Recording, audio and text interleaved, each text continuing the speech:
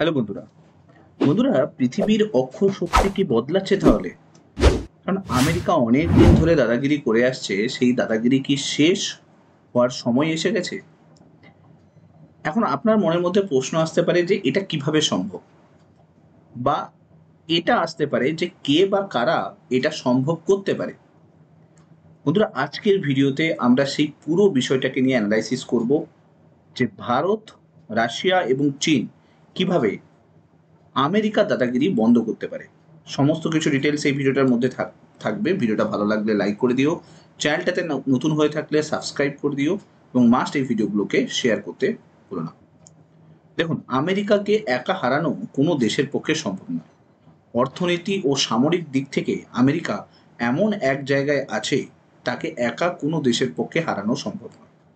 একা চীন অনেক চেষ্টা করেছে, কিন্তু একা চীনের পক্ষে সম্ভব নয়, সেটা তো প্রমাণিত। তাহলে প্রশ্ন হলো, চীনের সঙ্গ দেবে কে? দেখুন, রাশিয়ার সঙ্গে ভারতের বন্ধুত্ব আছে, আবার ভারতের সঙ্গে চীনের একটা শত্রুতা আছে। তো রাশিয়া এখন দ্বন্দ্বের মধ্যে আছে। রাশিয়া এটা ভাবছে, যদি আমেরিকা দাদাগিরিকে বন্ধ করতে হয়, তাহলে রাশিয়া, চীন এবং ভারতকে একজোট হতে হবে। এমনকি 2020 সালের আগে পর্যন্ত এই তিনটে দেশ একসঙ্গে এসে একটা অর্গানাইজেশন তৈরি করেছিল, যার নাম ছিল আরআইসি। কিন্তু 2020 সালে গালওয়ান ঘটনা, সেই ঘটনার পর থেকে এই আরআইসি নতুন করে আর বৈঠক হয়নি। রাশিয়া অনেকবার চেষ্টা করেছে ভারত, চীন এবং রাশিয়ার মধ্যে ভালো সম্পর্ক তৈরি করার।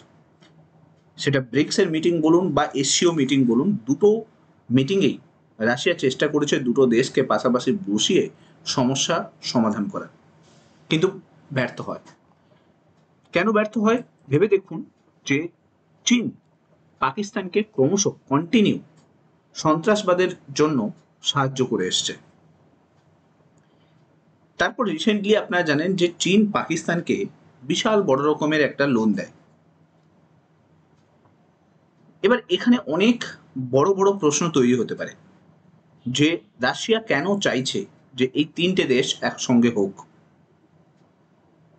দেখুন, বিদেশ মন্ত্রী পর্যায়ে বৈঠক অনেকবার হয়েছে এই তিনটে দেশের সমস্যা সমাধান মেটানোর জন্য, কিন্তু ক্রমশ চীনের আগ্রাসন নীতির জন্য ভারত এবং চীন কখনোই সমস্যা সমাধানে এগিয়ে আসতে পারেনি, আর যার জন্য আমেরিকার দাদাগিরি ক্রমশ বেড়ে চলেছে।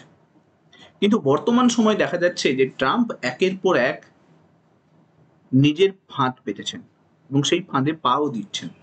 যেরকম শুল্ক নিয়ে একের পর এক চাপ তৈরি করতে গিয়ে নিজেই কিন্তু সমস্যার মধ্যে ভুগছেন। এবং ভেবে দেখুন, কদিন আগে চীন যখন পাকিস্তানকে প্রচুর পরিমাণে লোন দিয়েছিল, সেই লোন কিন্তু ডলারে দেয়নি, সেই লোন কিন্তু ইউয়ানে দিয়েছিল।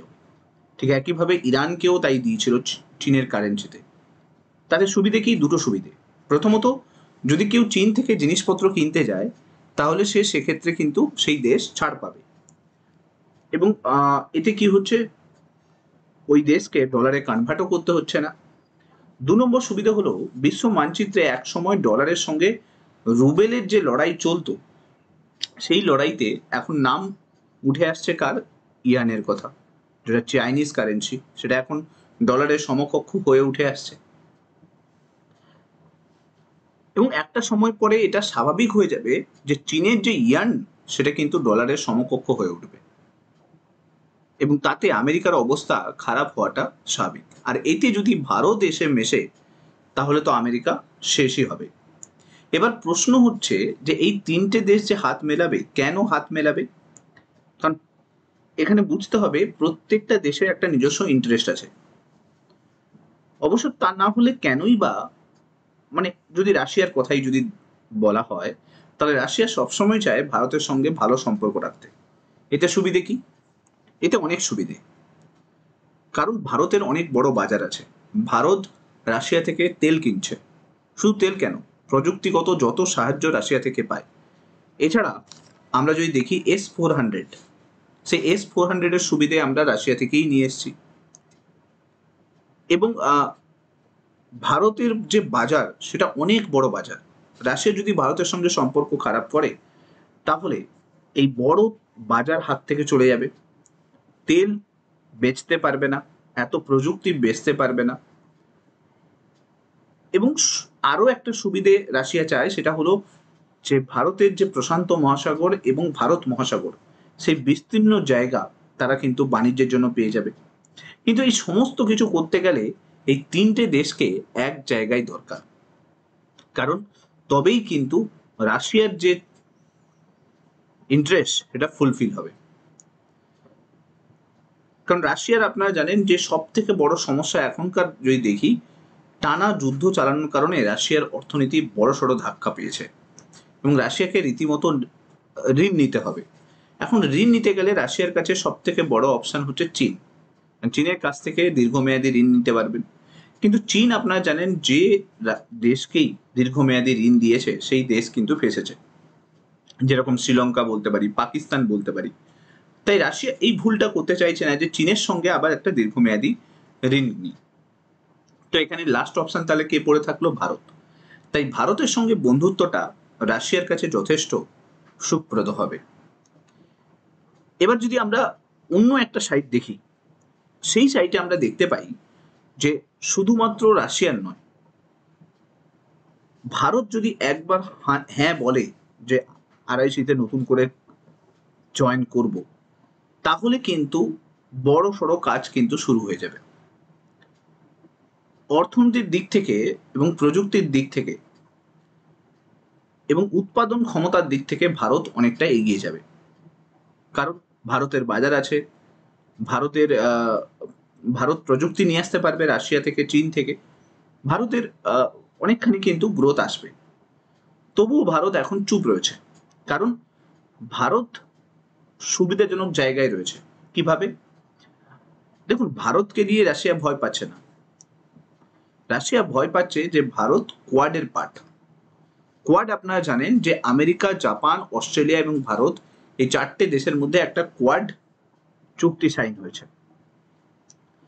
তো আমেরিকার সঙ্গে ভারতের যেহেতু সম্পর্ক ভালো রয়েছে, আবার ঠিক একইভাবে আপনারা জানেন যে I2U2 এই প্যাক্টও আমেরিকার সঙ্গে ভারতের রয়েছে, যেখানে ভারত, সৌদি আরব, ইসরায়েল এবং আমেরিকা একসঙ্গে রয়েছে। সো আমেরিকার সঙ্গে ভারতের প্যাক্ট যদি দেখেন, এগ্রিমেন্ট যদি দেখেন, অনেকগুলো জায়গাতে রয়েছে। তাই ভারতকে নিয়ে তো রাশিয়ার চিন্তা হবেই, কারণ এতদিনের বন্ধু, সেই বন্ধু যদি হাতছাড়া করে দেয় তাহলে কিন্তু বিশ্ব বাজারে একা হয়ে পড়বে রাশিয়া। রাশিয়া সবচেয়ে বেশি ব্যবসা করে ভারতের সঙ্গে। সো অন্যদের সঙ্গে রাশিয়ার সম্পর্ক খুব একটা বেশি ভালো নেই, কারণ রাশিয়ার সঙ্গে ন্যাটো রিলেশন খুবই খারাপ। তো অর্থনীতির দিক থেকে যদি দেখি, ন্যাটোর এই মুহূর্তে সমকক্ষ পজিশনে যদি রয়েছে কেউ, তাহলে কিন্তু সেই রাশিয়া রয়েছে। আর আমেরিকাকে যদি কেউ টক্কর দিতে পারে, তাহলে সেটা রাশিয়া এবং চীন দিতে পারে। তো আমেরিকার দাদাগিরি যদি বন্ধ করতে হয়, তাহলে ভারতের একটা বড় ইশারা কিন্তু প্রয়োজন আছে, কারণ এই দাদাগিরি বন্ধ করতে গেলে ভারতকে এগিয়ে আসতে হবে এবং রাশিয়া এবং চীনের সঙ্গে সম্পর্ক তৈরি করতে হবে। আর একবার যদি ভারত এতে হ্যাঁ বলে, তাহলে অর্থনীতির এই যে অক্ষ এবং কূটনীতির যে এই অক্ষ পুরোপুরি ঘুরে যাবে এবং আমেরিকার দাদাগিরি শেষ হবে। নতুন শক্তি হিসেবে ট্রাইল্যাটারাল কান্ট্রি উঠে আসবে। নতুন শক্তি হিসেবে পৃথিবীতে রাজত্ব করবে তিনটে দেশ, রাশিয়া, চীন এবং ভারত। তাই এই অক্ষ শক্তি বদলাতে বেশি সময় লাগবে না এবং আমেরিকা দাদাগিরি শেষ হতে বেশি সময় লাগবে না।